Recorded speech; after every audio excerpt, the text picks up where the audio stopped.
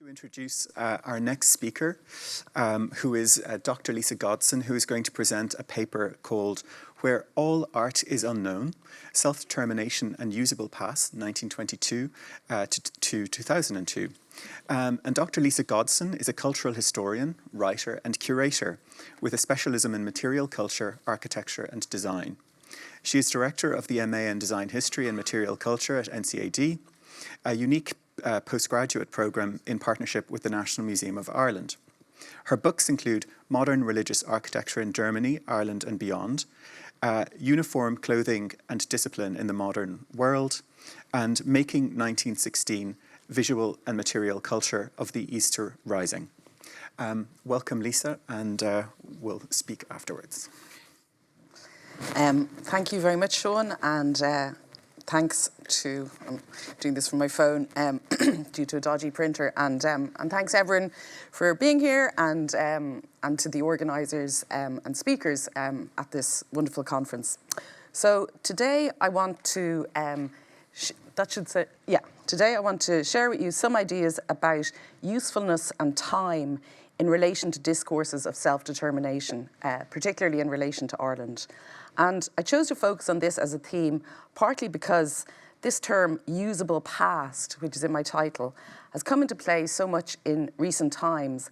And while it can be a helpful way of thinking about how consciousness of the past and of history helps construct the present and the future, more and more I'm interested in thinking more generally about useful time or useful temporalities as more generative than this term, usable pasts, particularly in terms of self-determination. So the phrase usable past was first popularised by the literary critic Van Wyck Brooks through his short essay on creating a usable past, which was published in 1918, which is, the same year that Woodrow Wilson made his famous declaration on self-determination. And we see those two kind of linked over time, actually, those two phrases often.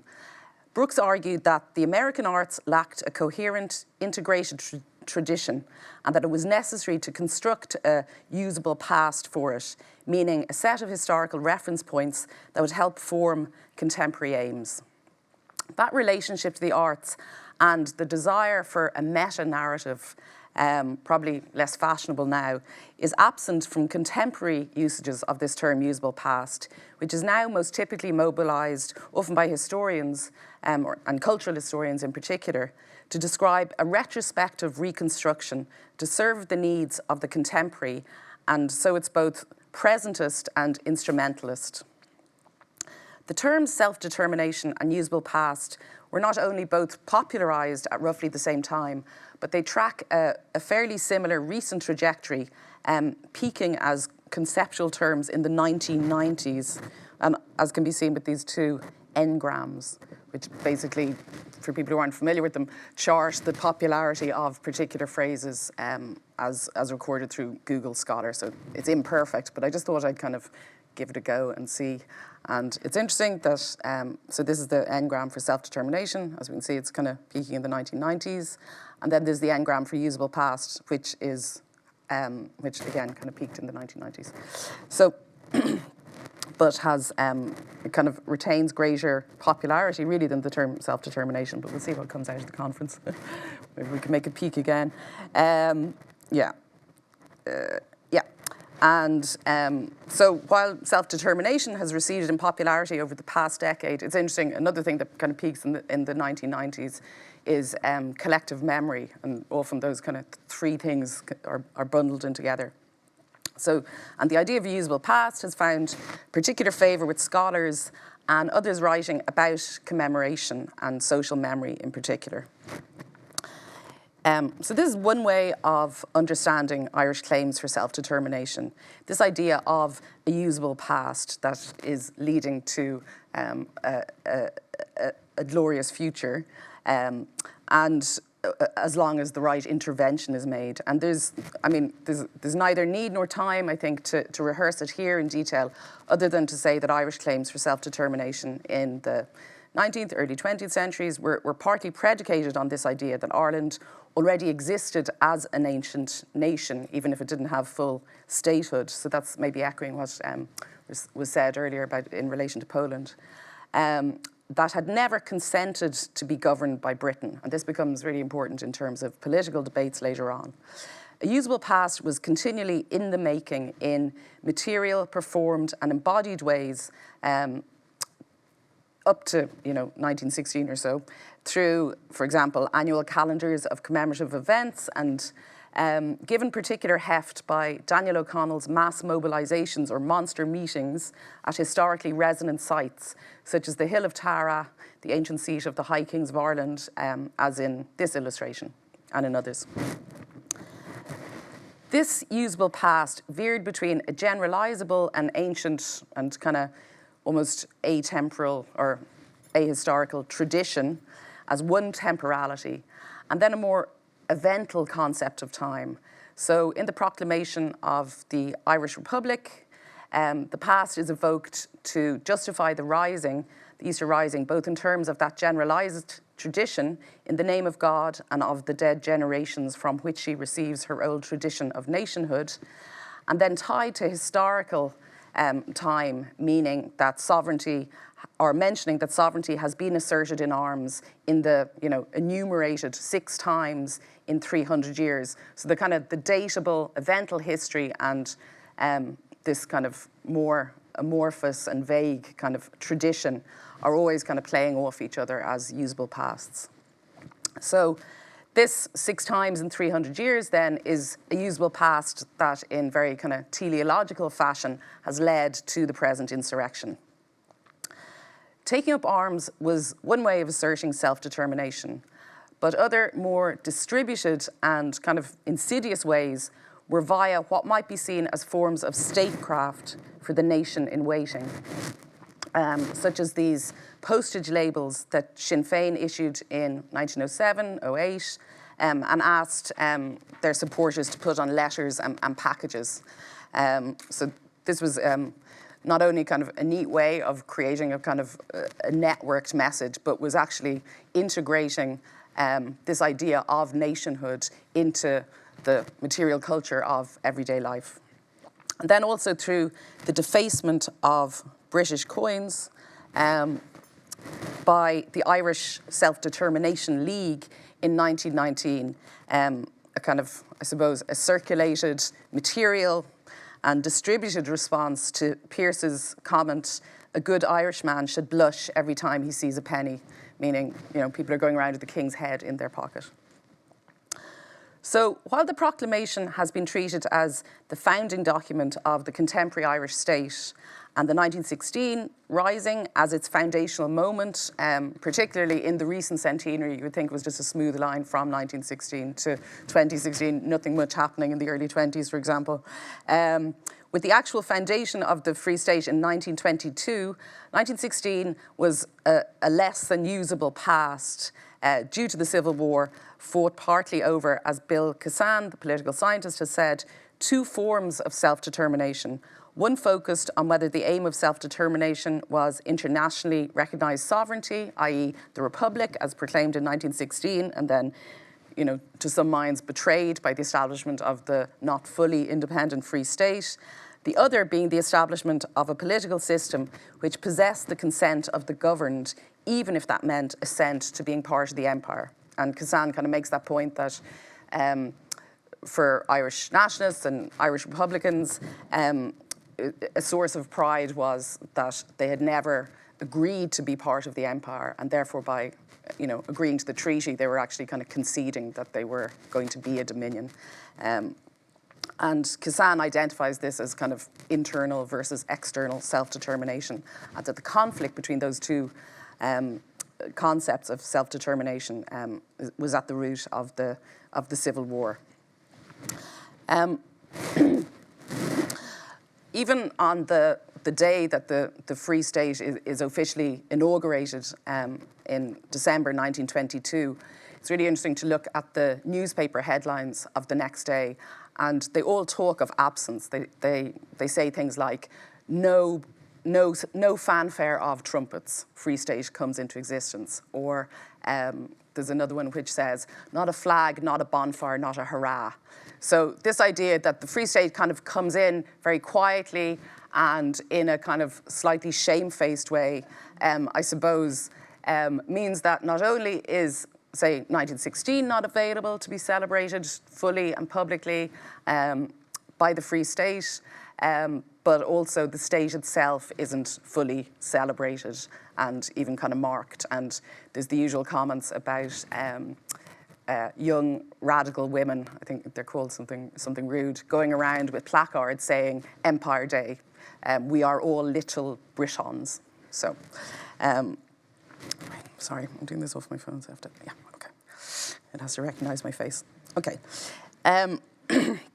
So one of the first actions of the state, which can't fully celebrate itself, the painting of postboxes green, is often derided. It was derided at the time, and it's always derided kind of every time it's mentioned as merely visual or merely symbolic. And yet alterations to the everyday environment and everyday experience was a kind of subtle form of statecraft that the Free State kind of took on. As were the new stamps that featured on the letters in those freshly painted post boxes, notably depicting the silhouetted island of Ireland rather than the partitioned political map. So this is always called the map stamp, but I think it's actually supposed to be kind of the geographic island of Ireland because it has the sea around it. And from 1928, the beautifully designed coins that tied value to agriculture and husbandry. So instead of self-determination being predicated on a usable past, being located in fixed calendric time, so unlike 1916, where they can actually point to specific dates that have led up to 1916, I'd suggest instead of this, what might be called a useful temporality rather than a usable past was substituted, which often invoked transcendence rather than a history that was impossible to fully lay claim to due to political factionalism. And this included, of course, as we've heard a couple of times over the last few days, the mythic and heroic, as in Oliver Shepherd's Death of Cuchulainn, chosen to commemorate 1916 through the guise of kind of mythic valour. And in a reference to its relatively modest scale, and indeed it's speaking of a kind of very vague temporality, De Valera remarked, "The time to raise a proud national monument to the work that was here begun and to those who inspired and participated in it has not yet come." So even with Fianna Fáil in power from 1932, there isn't a full claiming of this kind of usable past. The other useful and transcendent time evoked in relation to self-determination in the Free State was through Catholicism, that we've also heard a lot about it. So many of us are familiar with the ways religion was conflated with Gaelicism in terms of Irish self-determination, sometimes in spectacular ways, as at the Eucharistic Congress in 1932, centenary of Catholic emancipation in 1929. But in my research, I've traced actually a massive upsurge in general in public religious processions in the Free State, including benedictions, open-air ceremonies, and processions, the inauguration of many of the offices of the state, where they're ritually blessed or even consecrated. So the Congress and the centenary are just the most kind of large scale and probably the most spectacular of these kind of processions. But I've kind of got this mass database of all, as many as I can of processions happening in Ireland, and there is this huge upsurge in the 20s and 30s. These were presented not only as unitary moments, but transcendent ones, even when tied in with specific historical anniversaries. So we can think of the Eucharistic Congress as absolutely an attempt to kind of transcend not just temporality, but also kind of spatiality. So the archives of the Congress, for example, show that the Gaelic League approached the organisers and asked, can we have some of the prayers in Irish? And they're told, no, this is not an Irish event. This is a Catholic event. So there's always those two things in play. This idea that Catholicism as this totalizing universalist system versus the specificity of kind of Ireland and kind of national identity. And I think that's something that's kind of important to keep in mind when we keep talking about Irish identity being Catholic. I think at the time the discourse was Catholic identity will always trump kind of national identity. And yeah, so even when tied in with specific historical anniversaries, as with the centenary of Catholic emancipation, where a lot of the discourse from the archbishops and from the organisers, and even at the time, was almost 1829 as an alternative foundational moment. So if we want to think of a kind of usable past, 1829 was a lot more palatable and easy to use than, say, 1916. I don't have time to get into that. But yeah, so even something that's tied to a specific kind of legislation, specific date, like the centenary, one minister remarked, "I hope every citizen of this state, no matter what otherwise his views may be, will regard this event in its true perspective, detached from the passing quarrels and jealousies of our time." So, you know, indicating once more a distinction between the temporality of the state and then the detached, kind of transcendent nature of religious time. So, as a conference embedded in a museum of modern art, I want to just quickly turn to contemporary practices that I feel grapple with usefulness, time, and self-determination in relation to Irish history in particularly kind of interesting and generative ways. So I just want to really quickly look at two projects or practices.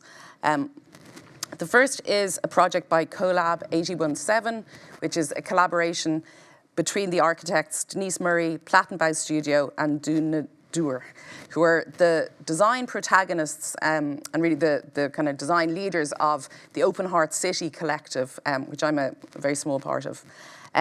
Together, they've been working on sites of conscience, with most focus to date on the current convent and Magdalen Laundry in Seán McDermott Street in Dublin, infamous for its punitive and carceral regime in holding women who were deemed transgressive, and that was given particular heft during the Free State. The temporality of the neoliberal contemporary, as promoted by recent Irish governments, has tended to be one of a fairly kind of straightforward modernity, or what Walter Benjamin characterised as empty, homogeneous time, concerned with progress.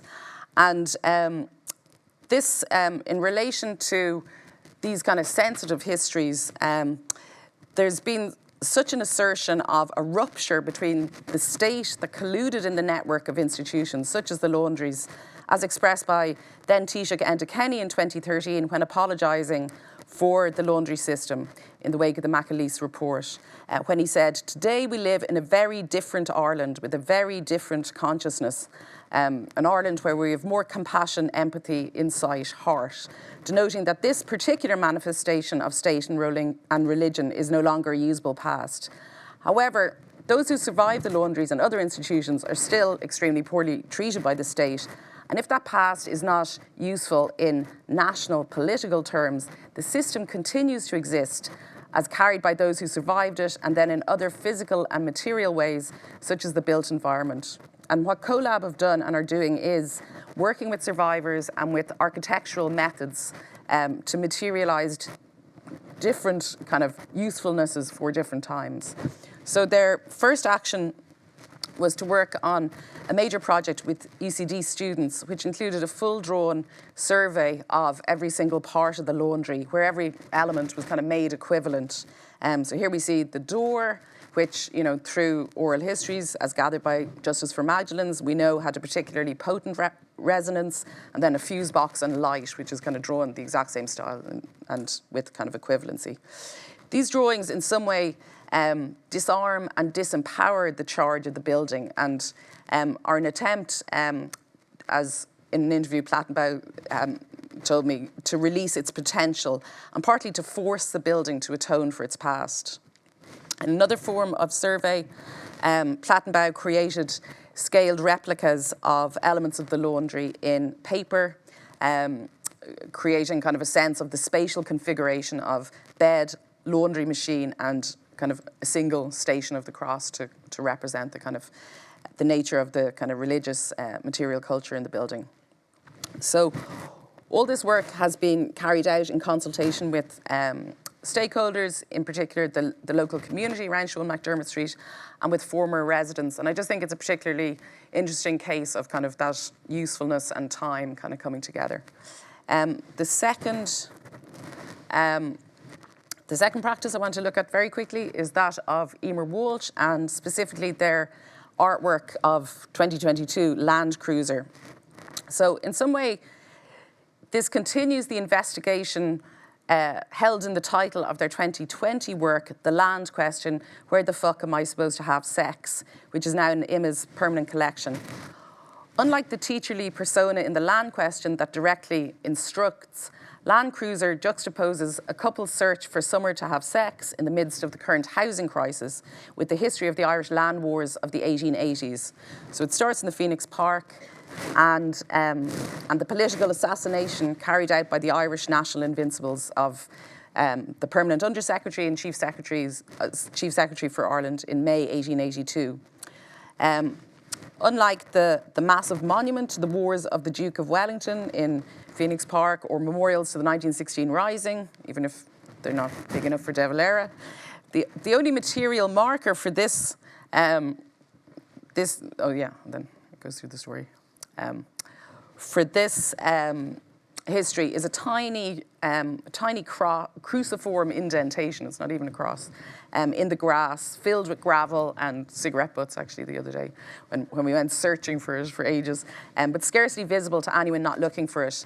And then in Land Cruiser, after looking at the Phoenix Park and questioning whether they should have sex on the cross, there follows a kind of cross-island search for somewhere or someone else, from sheds to three-ways to parental homes to legal loopholes, to a questioning of the potential of political assassination. So there's a little bit in the Dáil chamber here and here.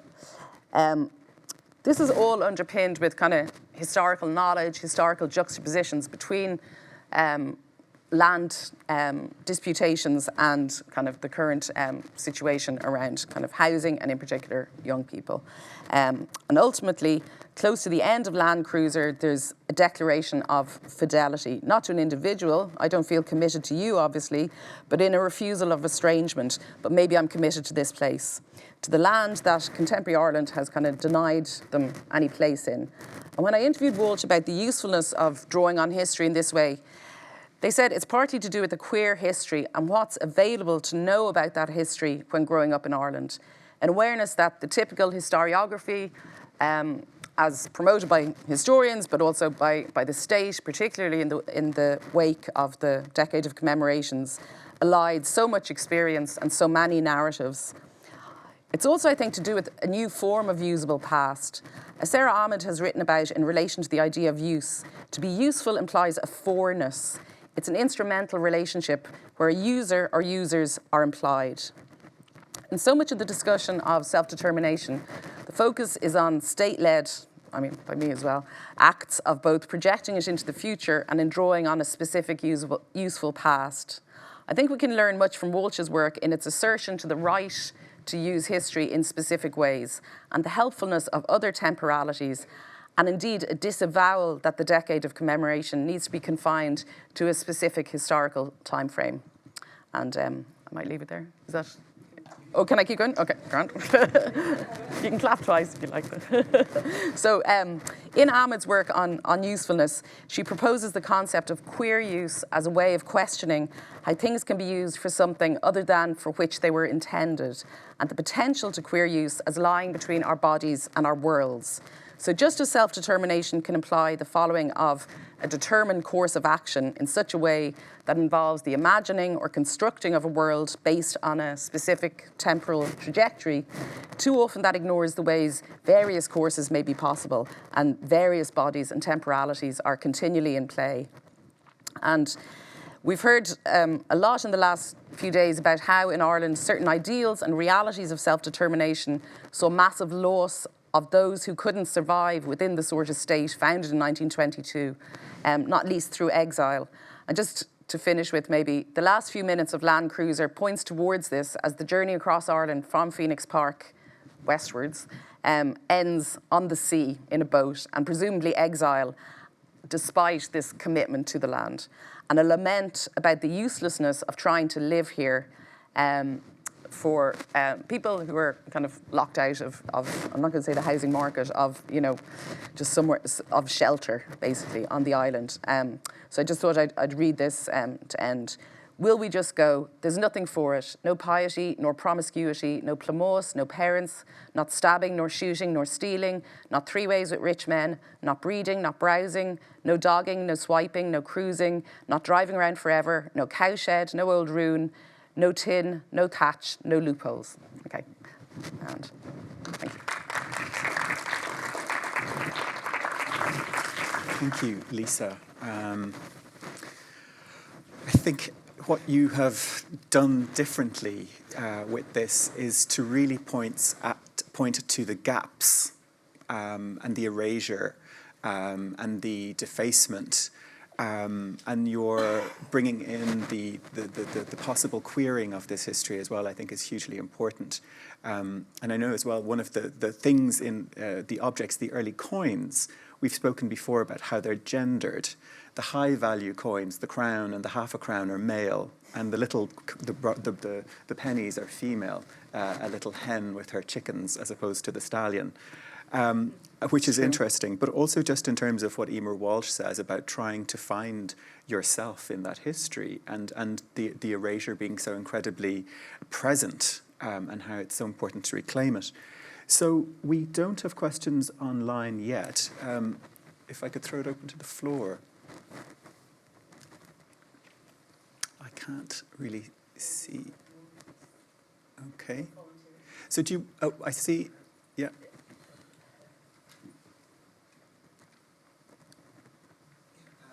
Thanks very much for the presentation. I absolutely love Emer Walsh's work, and it's great to see. I'm just kind of curious, in your research, have you had any interest in the Song of Amergin, which is said to be the oldest example of written poetry in the Anglophile world, and it is an invocation of Ireland, but seeing the coins kind of reminded me of that. It kind of starts, Am Guillaume Vir, Am Tun Trehend, Am Fu Mara, I am the wind on the sea, I am the wave crashing, I am the sound of the wave hitting. Is that something that you've come across in your research, you have an interest in? Could be a short answer. So in relation to the coins, is that what you're asking about? Sorry? Are you asking about that in relation to the coinage? Kind of, yeah. Like, Yeah. your research, is that something that has come about, or is it interest in your research? Not really. I mean, my research really has, in terms of the Free State, is focused a lot on kind of Catholicism and public ritual and kind of remembering, forgetting, etc. And if Ireland is personified within that, well, for the Eucharistic Congress, there was a pageant where Éire was in chains and at the start of it, and then is released by St. Patrick on the morning of the Eucharistic Congress. So it tends to be that rather than a kind of self-declaration. In terms of the coinage, well, you know, the coinage is designed according to a brief written by W.B. Yeats and a committee, and the idea is that they want to represent the wealth of the country through agriculture and husbandry. And as Seán said, it is, you know, they kind of say, well, we've made the chicken and the pig the smallest denomination because it'll appeal to children and women and artists who'll spend more time kind of looking at these coins. And so they're kind of more charming, they're more narrative, whereas the other ones are kind of hieratic, you know, they're just a single example of a hunter or whatever. So I have read that somewhere, what you're quoting from, but it doesn't necessarily come up as a major focal point or reference point. No. Yeah. Thanks very much for that, Lisa. That was really fascinating. I have kind of a quick comment and then a kind of a question, broad question. So I was really convinced by your narrative about the limits of the temporality, so why we don't see these dates, and particularly when you showed the stamp, because I was thinking of the first stamp issued in Algeria after independence of the 1st of November 1962. specifically has the dates of the revolution in it, which is showing that the state's origins will lie in this revolution up to the present day. So it's present on stamps every year, which shows us how different those histories can be. And then a related question, which is about the Eucharistic Congress, which again in my mind I'm always associating with the 1969 Pan-African Festival in Algeria, its big moment on the international stage. And I was wondering, what role does the prominence of an Irish diaspora abroad play in shaping visions of Catholic Irishness during the Eucharistic Congress? As someone who knows nothing really about the Congress, I think of John McCormack in my head immediately. Whereas when we look at these other, like the Pan-African Festival, it's Nina Simone, it's Miriam Makeba. Wow. So they're not like an Irish, Yeah. they're not an Algerian representative. So that diaspora projects Irishness in a different way.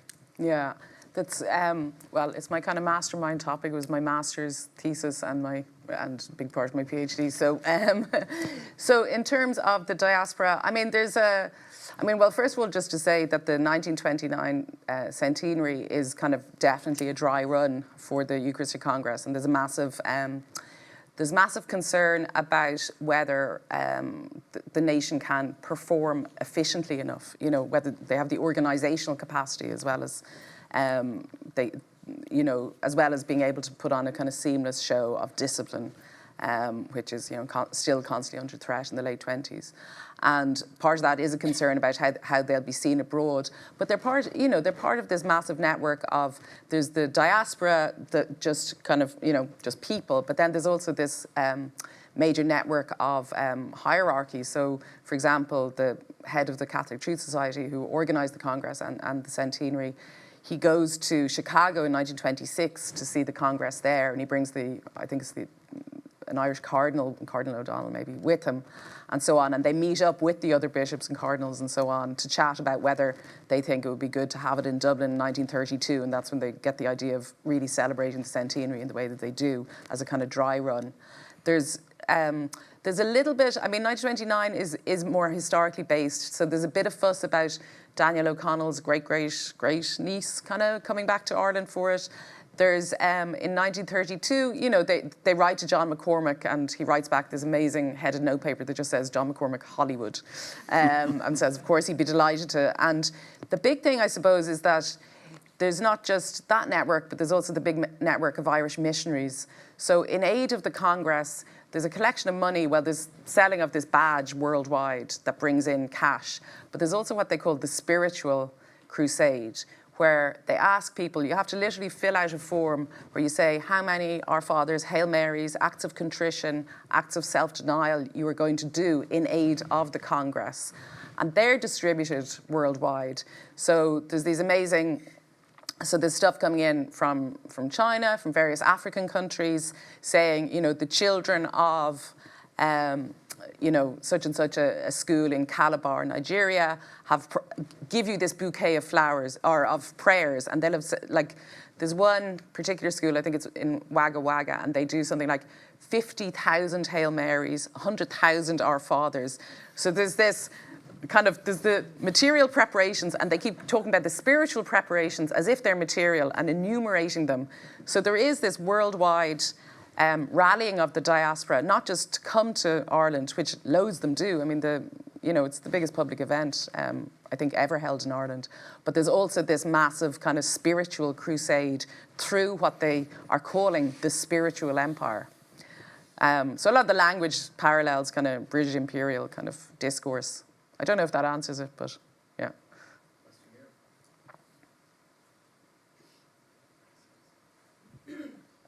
Hi, Elisa. That was terrific. Thanks. Thanks very much. I was really interested in what you said about the upsurge of religious processions and rituals in the 1920s and 1930s, and wondering if you could say a bit more about the timing and functions of that. Yeah. How do we see this in relation to national identity, nation building, and state building? And is there maybe sometimes a danger that we kind of can leave out or not give sufficient attention to actual religious belief, and perhaps over-determine the extent to which this is that we should have a political or functional reading of this in relation to state? Because I think that seemed to be like an interesting theme that was sort of emerging when you're talking about Catholicism as a sort of universal force. Yeah. Yeah, no, definitely. I mean, I think that what is often forgotten about in a lot of the writing about Catholicism this era, it tends to be a focus on kind of what Emma Larkin calls plant and personnel, the structural, institutional church, and much less on the affective power of religion, and also the fact that people were actual believers, that their inner life was kind of partly formed by their beliefs. So, but when you talk about kind of religious processions and so on, that is an actual, that is an organisational thing on the one hand, but I guess, and people are, I don't know, like I have a big chapter on the Arch Confraternity, the Holy Family in Limerick, and like they're having processions 3 times a week at one stage, and there is, it would be very hard not to be a member of the confraternity. They go around to everyone's house. I think 2/3 of all adult males are members. That's what I've figured out anyway. So that's one thing, is that there is pressure though to participate in these things, which is not to say people weren't believers. But I think what's interesting is that how the church became so powerful. It's partly a post-Civil War accommodation of, and so on. It's partly to do with kind of identity and that kind of conflation of Irishness and Catholicism, which you see from the 1880s. But it's also, I think, to do with kind of the fact that they do lend legitimacy, they do lend charisma, and they do lend kind of a material splendour to the Free State. And I think there is a kind of a difficulty with a secular kind of celebration of the state. The Governor-General's sworn in secret, and all the rest of it. So when you see so many kind of the offices of state, so, centenary since the Civic Guard, they are actually, the army is dedicated to the Sacred Heart. They go on pilgrimage to Lourdes. They're the first national army to do that. Every sugar factory is blessed, and there's a holiday in the town and religious procession, in Tuam, Carlow, and so on. Mm-hmm. Housing estates are blessed, factories are blessed, and they're sometimes consecrated. And those things have actual kind of meaning for people who are believers. They feel that, in some way the country's baptized. It's continually kind of being baptized. The Constitution, like the 1937 Constitution, is brought in a carriage with the government, except for I think Cosgrave's in Rome on pilgrimage anyway. But anyway, is brought to the Pro Cathedral for solemn vote of High Mass of the Holy Spirit, in 1937. So I think that we kind of forget that the state is continually being inaugurated and blessed and consecrated, even though we talk about it as being kind of a slightly embarrassed dominion, a bit like Canada, So I think that that's important, and I think it wouldn't have been able to happen without kind of believers. But there's quite a bit of evidence, though, of ordinary people really, really resenting that. For example, Diarmaid Ferreter writes about how priests in places like Manchester and Liverpool, Catholic priests, were unable to make the young people go to Mass. And how this was a real cause of concern and anxiety to them. So Yeah. I mean, there is that thing as well, that within the local you have that intense pressure from the hierarchy, and that people do express themselves with more self-determination But that's once they get Yeah. outside the context Yeah. of the island.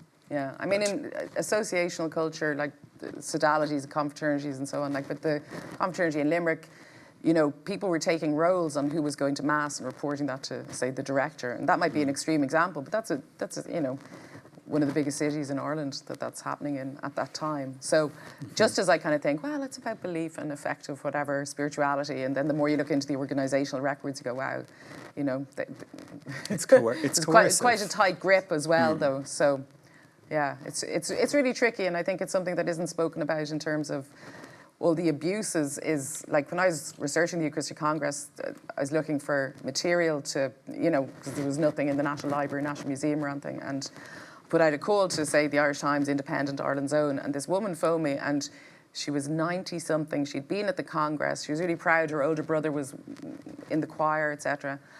And she just said, oh, I'm delighted now I can talk to a young person who understands religion. And I was like, oh, God, what's she going to ask? And she just said, she said, say if my confessor had been fiddling or messing around with children, does that mean I don't go to heaven? And she does, and I was just like, wow, you know. And she said, I've been arranging flowers on altars for 60 years, and now all this is happening. And I kind of thought, wow, to have your kind of inner life kind of completely destroyed like that so late in your life, you know.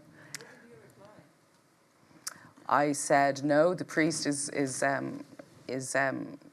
just a kind of mediator, so don't worry. It's not about their personality, or it's not about their character. Which is true. It's time for in one last question. Thank you very much, Lisa. That was terrific. Just the little anecdote in relation to being blessed, coming from a broadcasting point of view. Maybe you all know this one, but when RTE Television was on the opening night, McQuaid was brought out to the building to bless it, as he blessed so many other things. But of course, and that this still holds today, that every broadcast mast on RTE has to be live. The Catholic one, that is, not any of the other religions that are there. And it still holds. So even though it doesn't go on the main stations, that still continues. It has to be always on, is it? No, the Mass happens live. Oh, the Mass has because to of the sorry. sacrament of communion and the changing, right. the sacrament of yeah. whatever it was called, yeah. The Mass and transubstantiation. Yeah, so that it does happen in real time. So just to remind me when you're talking about time, which is fascinating.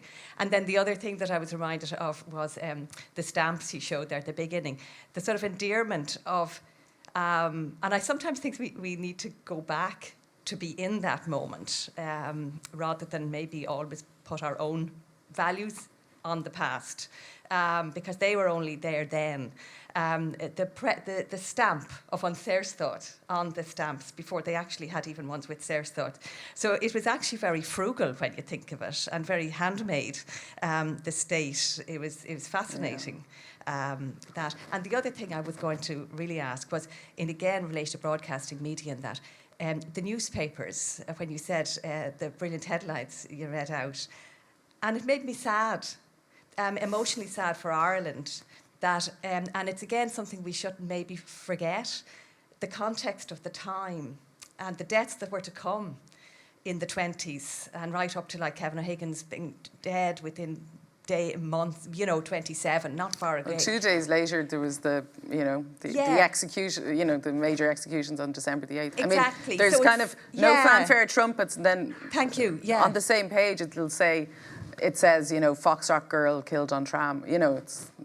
It's all happening. That exactly, and it's always lovely that you brought that up. That it's sort of understandable that there was a sadness because everybody knew what had we done to ourselves. It was all in the middle of it. Yeah. Thanks very much. Great talk. Thanks. I think we might wrap up. So thank you, Lisa.